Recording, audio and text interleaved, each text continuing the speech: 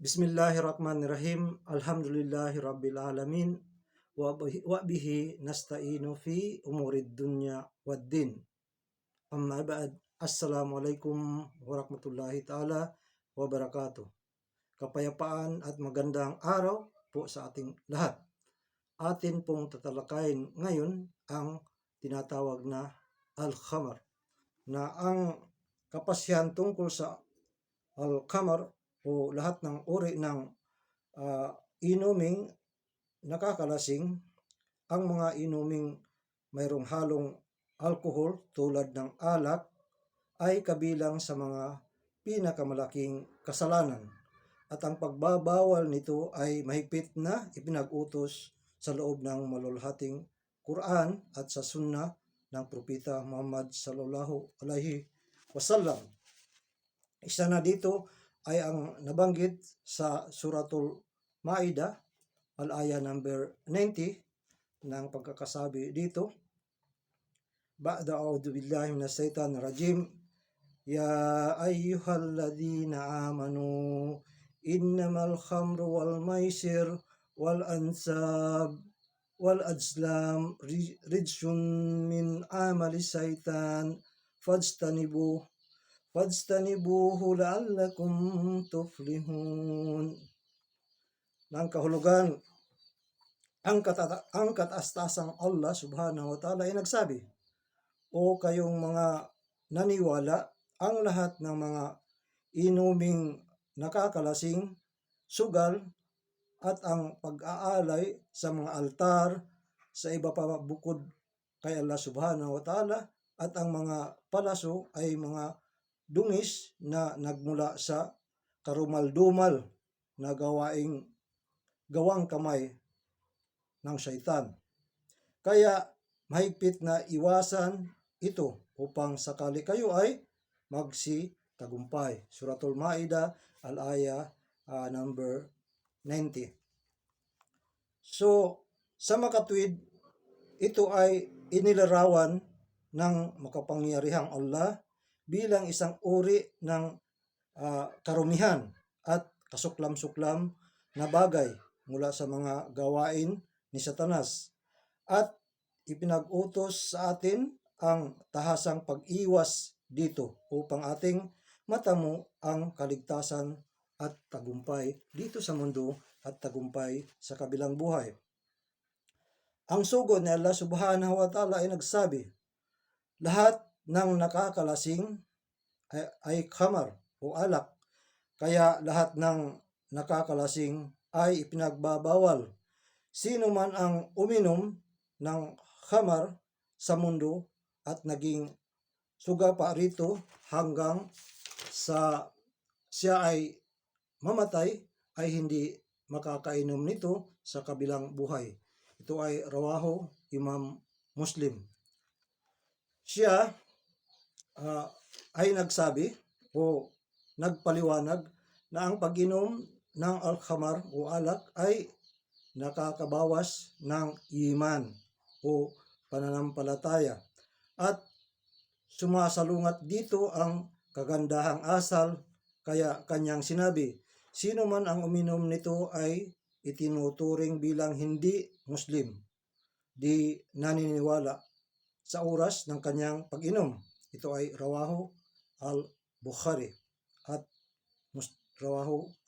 at Muslim.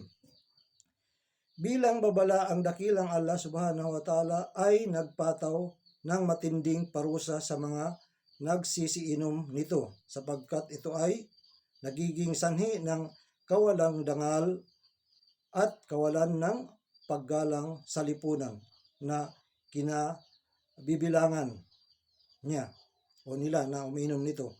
Siya ay nagbigay ng babala ng isang matinding parusa sa sinumang patuloy sa sugapang pag-inom ng khamar o alak, at sa anumang maituturing bilang kaugnay nito hanggang sa siya ay mamatay nang hindi pinagsisihan ito. Ang sugod ni Allah subhanahu wa ta'ala ay nagsabi, katotohanan, ang kataas-tahasan ay nagtakda ng isang pangako sa sino mang uminom ng nakakalasing o kamar na siya ay kanyang paiinumin ng anumang nagmumula sa Thinatul Khabal, rawahu Muslim. At ang tinatawag na Thinatul Khabal ay katas ng mga dumi, masangsang na pawis, nana o mga nanaknak na sugat na lumalabas mula sa katawan ng mga naninirahan sa impernong apoy. At sakop din sa babalang ito yung mga sangkot sa ano pamang pamamaraan ng paggawa at pag-inom ng alak, maging siya man ay malapit na kamag-anak o malayo, sa katotohanan isinumpa ng sugo ni Allah subhanahu wa ta'ala sa kamar o alak ang sampo na tao ang gumawa nito at ang nagpapagawa dito. Gayon din ang uminom nito at ang nagpapainom nito, ang nagdadala nito at ang nagpapadala nito, ang naghahain nito at ang nagpapahain nito, ang kumikita mula rito at ang bumibili nito at ang nagpapabili nito. Ito ay rawaho Tirmidhi. So, napaka daming naidudulot na kasamaan ang mga nakakalasing na inumin na dapat nating iwasan. At kasama dito ang mga gamot na ipinagbabawal. Ang paggamit nito ay ipinagbabawal katulad ng mga damong marijuana, shabu, cocaine, at saka yung mga singhot na rugby. Yun ay nakakasira din ng pag-iisip. Ang paggamit dito ay maaring pagkuha ng mga gamot, maging ang pinagmulan dito ay nagmula sa sinangkapang halaman katulad ng damo, masamang damo o marijuana, at maging ang paggamit o pagkuha nito ay sa pamamagitan ng paglanghap o paglunok o pagturok o indiksyon ay kabilang sa mga pinakamalaking kasalanan at pagkakasala sapagkat bukod sa nakakalasing ito ay pinipinsala o sinisira nito ang physical na katawan ng tao at ang gumagamit nito ay dinadapuan ng iba't ibang uri ng mga sakit sa katawan at pag-iisip at maaaring ito ay humantong sa kanyang kamatayan. Ang kataas-taasang Allah subhanahu wa ta'ala ay nagbigay babala dito na nabanggit sa Suratun Nisa al-aya 29 ng pagkakasabi dito, A'udhu billahi minas shaitanir rajim. Bismillahirrahmanirrahim. Wala taqtulu anfusakum innallaha kana bikum rahima. Na ang kahulugan na at huwag ninyong patayin ang inyong mga sarili. Huwag kayong magpatayan sa isa't isa. Katotohanan, si Allah subhanahu wa ta'ala ay lubos na mahabagin sa inyo.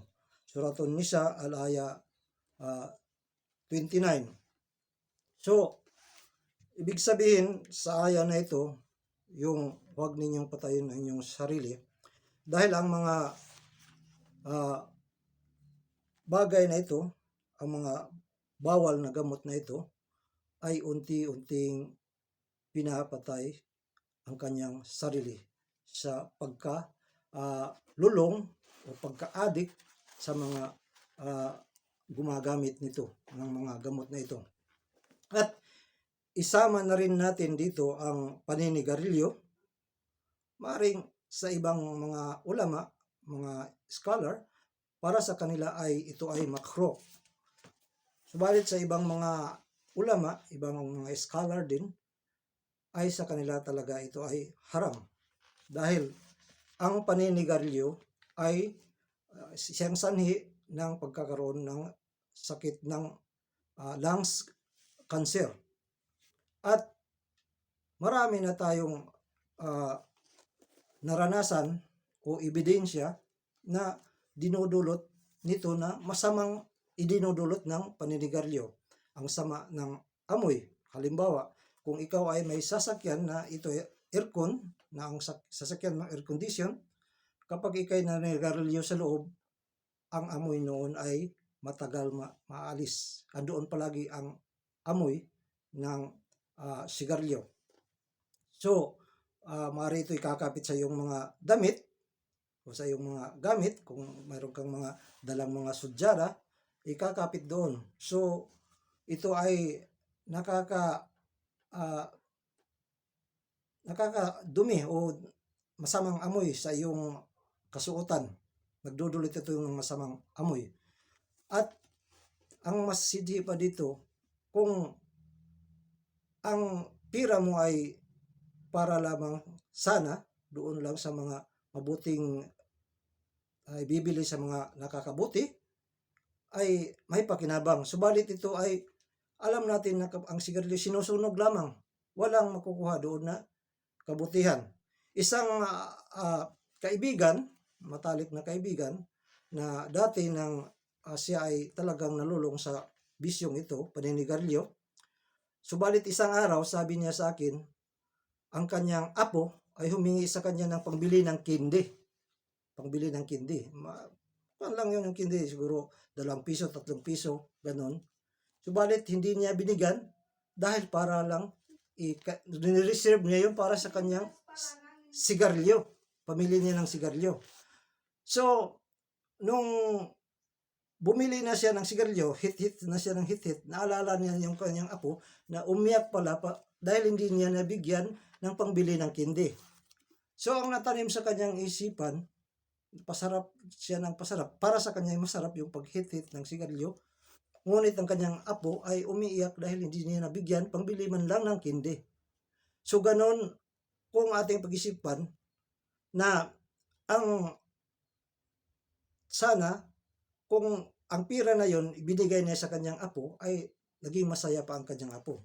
Hindi doon sa sigarilyo ay kanya lamang sinunog na wala naman siyang nakukuha kabutihan, kundi ang nakukuha doon ay ang masamang amoy at saka yung pagkakaroon ng lungs cancer kung madalas ng naninigarilyo.